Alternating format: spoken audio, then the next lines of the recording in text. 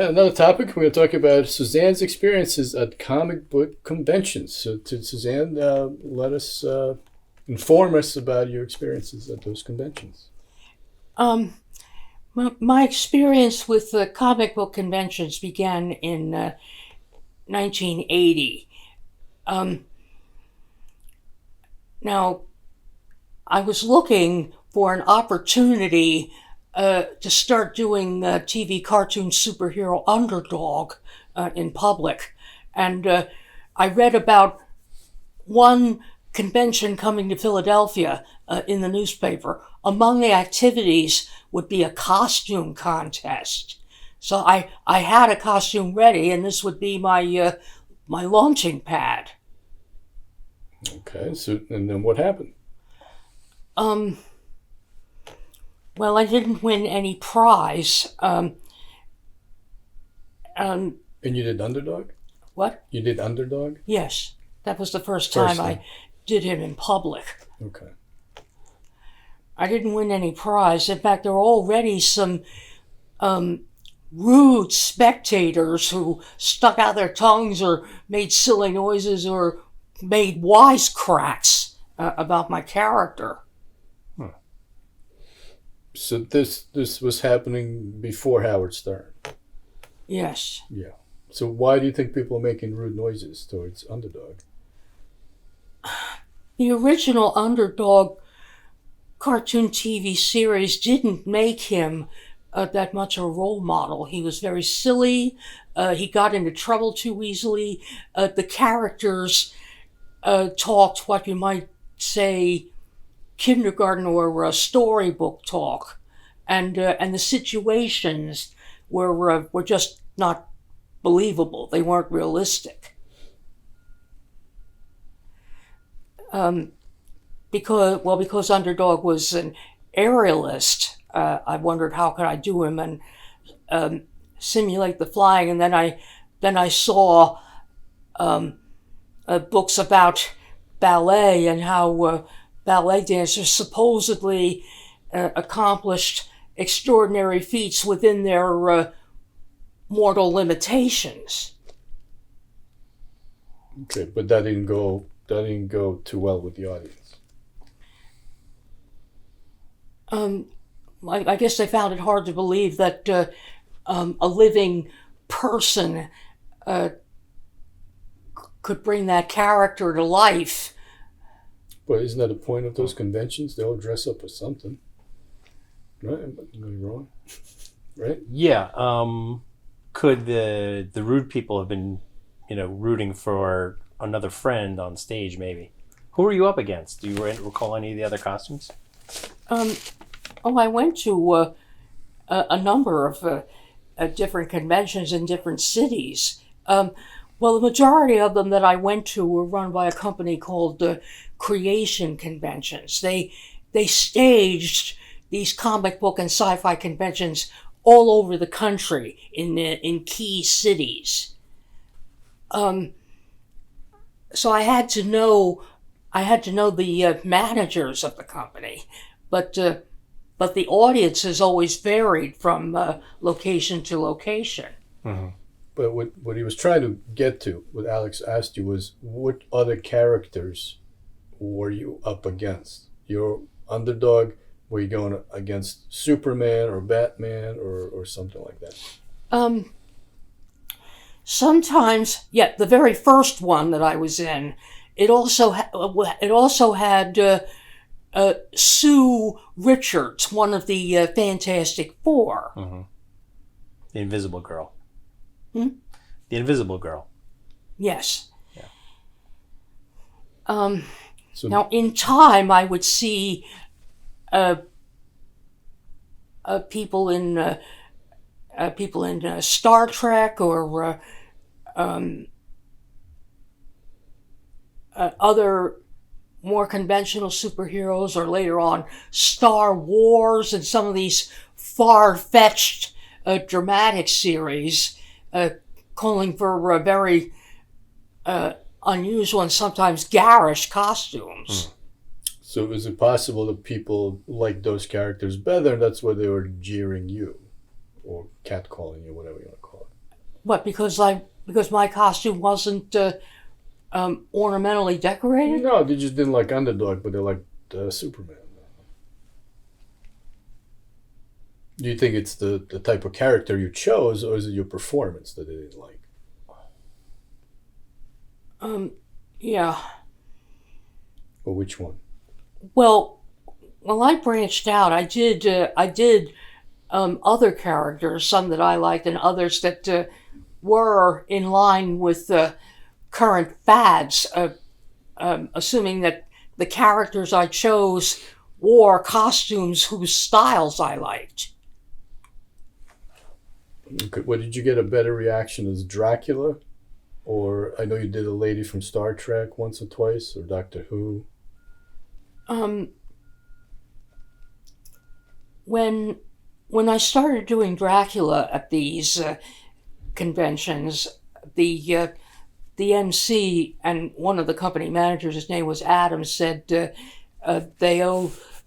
we owe Suzanne a big deal for showing the historical Dracula as well as the vampire. Now, in time, I persuaded Adam Mullen, one of the two heads of creation, to let me do the Dracula fashion show every once in a while, because I had introduced it in 1982 in Phoenix, Arizona at a convention called Leprechaun 8. Now, that was not run by Creation. That was run by a home-based company. Some conventions that I went to were not Creations. They were run by other outfits based in certain states or certain cities.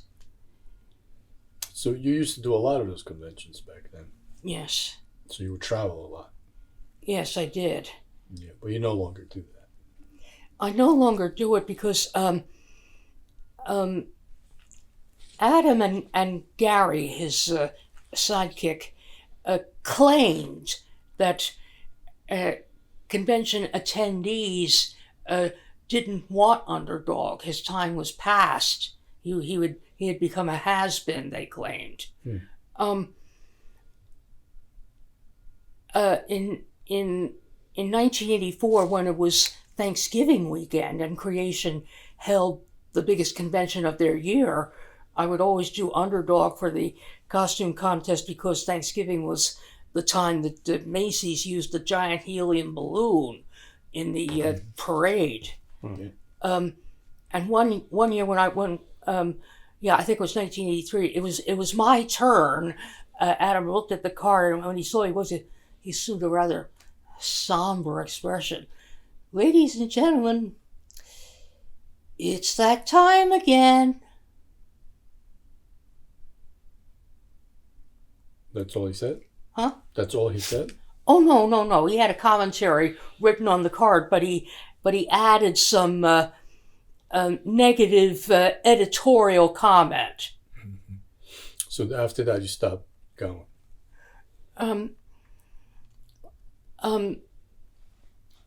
Adam and Gary would not let me do a featured Underdog performance in the convention program.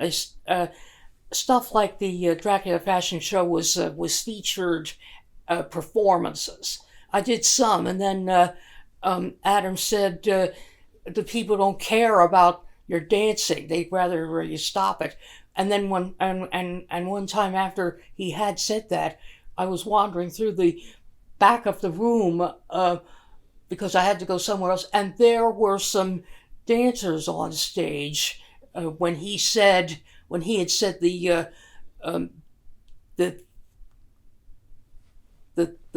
attendees didn't want that kind of stuff. Mm-hmm. He restricted Underdog to just the costume contests. Okay, and all I was allowed to do was provide a commentary and model my costume. I couldn't use, he wouldn't let me use background music. Okay, so you felt that they were disrespecting your performance. Yes. And then you stopped going. I stopped going to the conventions because I was no longer making enough money for me to go to really distant places. And some of the conventions, well, just about all the conventions were advertised in a publication called the Fandom Directory. It came out annually, and then you'd see a schedule among certain pages of all the conventions scheduled for that year, the site, the dates, and the name of the sponsoring organizations. But I stopped going to these conventions because I no longer had enough money, and some of the conventions were not being held in the heart of town. It might have been in some hard-to-reach suburb. This was especially true with the Creations Thanksgiving Convention. They stopped having them in the heart of Manhattan and had them instead in some sports facilities way far away among the New Jersey or New York suburbs adjoining New York City, and there was no public transportation to and from those addresses. Okay, so would you look at those experiences overall as a positive or a negative? Well, both, because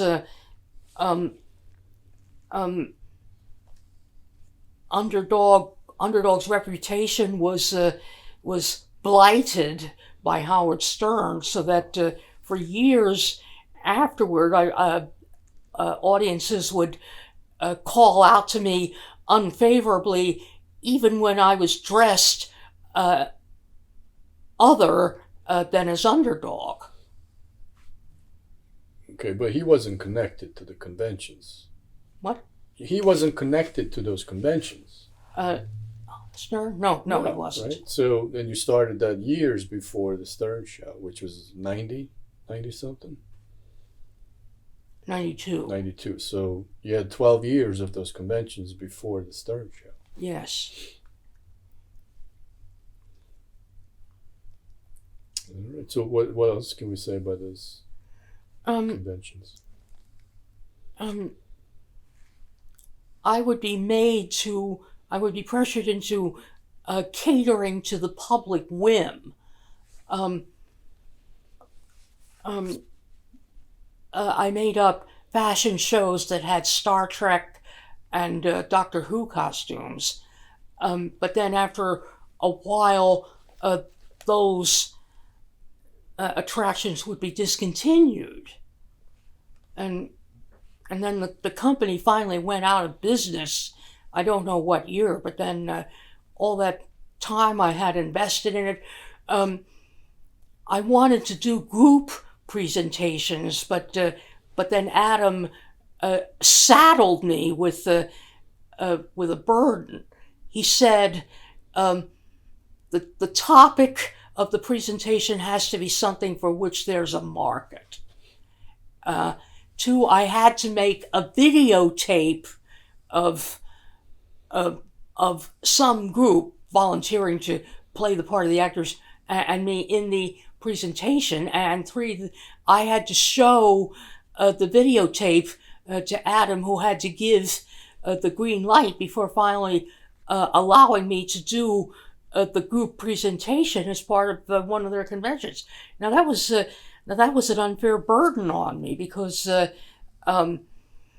even some topics that were in line with the current fads, either Adam discontinued them after a while, or the audience just didn't care. And how could I possibly get a videotape camera, let alone get other people to play the parts involved in the presentation? And then there was no guarantee. Even it was impossible for me to make a videotape, so I never could submit the tape to Adam for his approval or disapproval. Okay, so you felt that they pushed you towards more mainstream characters, but that wasn't your thing. You tried it, but you really want to stick to Underdog and what you like.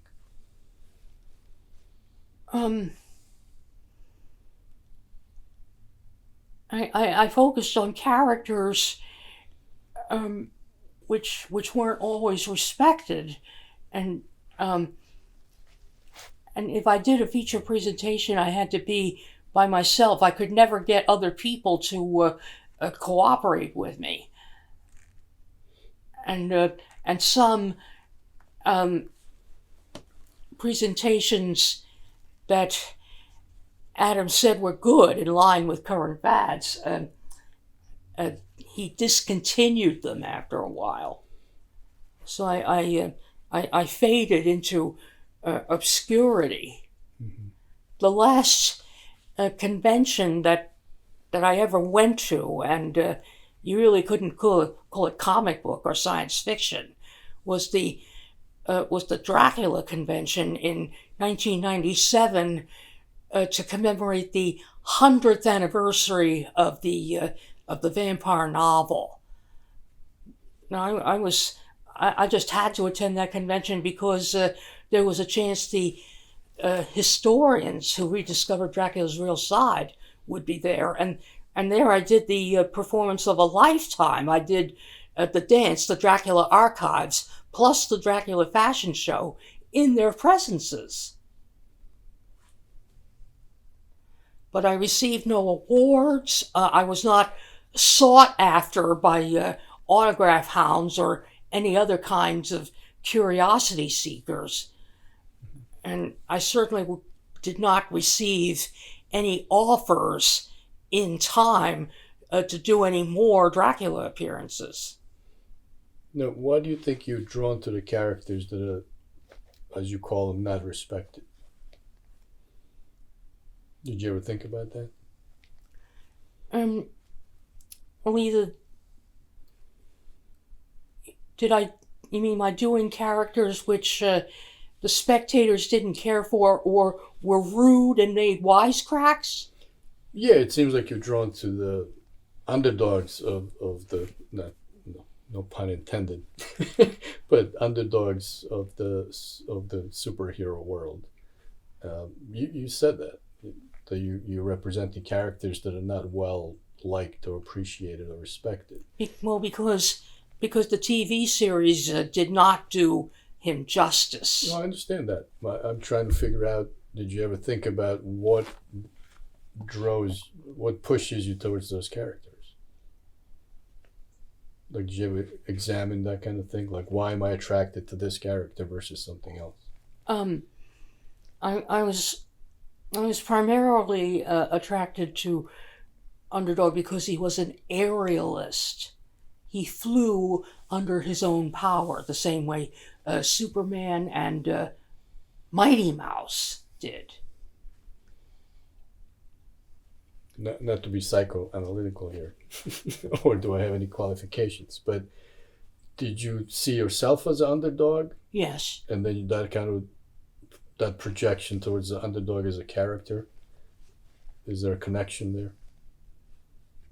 To other characters I did? No, you as an underdog in your own life, connecting to the underdog cartoon character. I really can't say. But do you think there's any connection there? Maybe subconsciously? What I didn't like was that I had never heard the word underdog until the TV cartoon series came out. And my father despised my focusing so much attention on the character that he force-fed the meaning of the word underdog down my throat. Born loser. I don't know if that's accurate. Plus, Americans love an underdog. Yeah. It's mean less favorite. It doesn't mean born loser. Yeah. It just means not on top. Yeah. It's somebody who's less favorite in the situation or is considered less favorite. It doesn't mean that that's reality. So it's not, I don't think that the Merriam-Webster definition of that word is born loser. No. Once again, English is not my first language. And you watch so many movies are about underdog winning. Yeah. No, there weren't that many underdog. There was only one underdog full-length movie that was in 2007, and it was a shambles. Well, I'm not thinking about the character named Underdog. I'm thinking about the underdog as a metaphor or as, just a person in a movie who's the underdog, the not born loser, but the person who's not on top, who makes good. There are so many movies about that type of character. And I don't think it's a negative thing. I think people love Well, the why root underdog for the character. favorite? Everyone knows who's going to win if the favorite always wins. So you always root for most of the time, for the less favorite. That's what that word means. It's less favorite. Yeah. It doesn't mean born loser. Adam also said I should make, I should make my costumes as ostentatious as possible, because the more garish a costume was, the more the spectators would go for it. So, all right, I stopped going to conventions because the fandom directory was no longer published. The company that I supported most of all went out of business. Without the fandom directory, I don't see the lists of conventions being scheduled for far distant places. I think that's also one of the reasons I got started in parades. I wasn't making much progress on the stage, and a parade was a way that I could wear a costume and perform before a great many people for a certain length of time. I'm going to close with, if any viewers have seen me with this sewing project during this last topic, it's part of an extra special costume because Underdog originated in 1964. Now next year is 2024, which is his 60th anniversary. And here is part of this extra special costume that I'll be wearing next year in conjunction with that anniversary. The 60th is represented by diamonds. I will have an abundance of diamonds, that is, sew on rhinestones. When this is the sleeve, right? This is the sleeve? This is one of the sleeves, yeah. Here, I'll put it on. And there's another one, right? Oh.